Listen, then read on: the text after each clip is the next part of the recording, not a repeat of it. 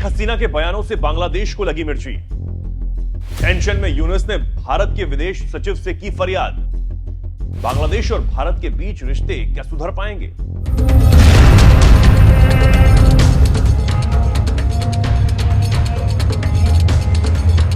नमस्कार, मैं हूं आपके साथ चेतन पाठक और आप देख रहे हैं एनएमएफ न्यूज।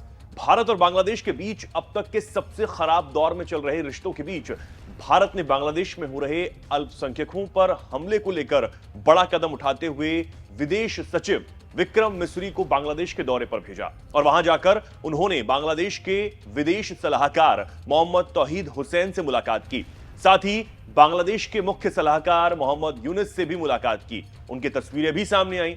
बांग्लादेश में शेख हसीना की सरकार के जाने के बाद जो हालात वहां बने, उन पर चर्चा करते हुए विदेश सचिव विक्रम मिस्री ने साफ और कड़े शब्दों में अल्पसंख्यकों पर, खासकर हिंदुओं पर हो रहे अत्याचार पर कड़ा विरोध दर्ज कराते हुए इसे जल्द रोकने को कहा है। अब इस बात पर मोहम्मद यूनुस ने इस पूरे मामले को लेकर शेख हसीना को जिम्मेदार ठहराते हुए कहा कि भारत में बैठकर जो बयान दिए जा रहे हैं वो यहां तनाव पैदा कर रहे हैं। मतलब गजब है।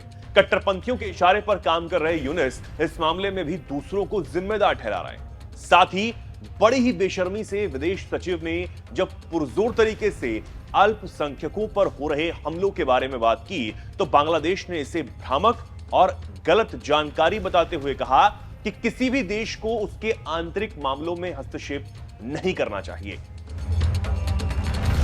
अब आप ही बताइए, किसी देश में अल्पसंख्यकों को मारना, पीटना, किसी एक समुदाय की तरफ से दूसरे समुदाय को निशाना बनाना, उन्हें खत्म करने की धमकी तक देना, यह किसी देश का आंतरिक मामला कैसे हो सकता है? अब अगर भारत इस पर कड़ी आपत्ति जताता है तो क्या गलत है? वहीं बांग्लादेश से भारत आई शेख हसीना भी मोहम्मद यूनुस को लगातार लताड़ रही हैं और तो और इस बात की भी मिर्ची उन्हें लग रही है। उनके शासन में कितने अल्पसंख्यकों को इस तरह प्रताड़ित किया गया, यह भी यूनुस बोल पाएंगे क्या? जो बांग्लादेश आज इन सब चीजों को अपना आंतरिक मामला या भ्रामक बता रहा है, वो जो खबरें और तस्वीरें वहां से सामने आ रही हैं, वो फिर क्या है? अमेरिका के राष्ट्रपति ट्रंप तक बांग्लादेश के मुद्दे पर बोल चुके हैं, क्या वो भी गलत है? वहीं शेख हसीना ने अवामी लीग को संबोधित करते हुए मोहम्मद यूनुस को जब समझाया और बांग्लादेश में धार्मिक अल्पसंख्यकों के कथित उत्पीड़न के लिए मोहम्मद यूनुस और उनकी अंतरिम सरकार की आलोचना करते हुए अवामी लीग को एकजुट रहने की बात कही, तो असल में इससे मोहम्मद यूनुस को डर सताने लगा कि अब उनकी कुर्सी जाने वाली है। अब ज्यादा दिन तक वो कठपुतली बनकर ही सही, लेकिन सरकार के मुखिया को मिलने वाले मजे अब नहीं ले पाएंगे। अब भारत ने एक कदम आगे बढ़ाते हुए बांग्लादेश को कड़े शब्दों में संदेश दे दिया है कि ये सब बर्दाश्त नहीं किया जाएगा। लेकिन अगर इसके बावजूद बांग्लादेश नहीं मानता है, नहीं सुधरता है, तो अब कड़ा कदम उठाने का वक्त भी आ गया है।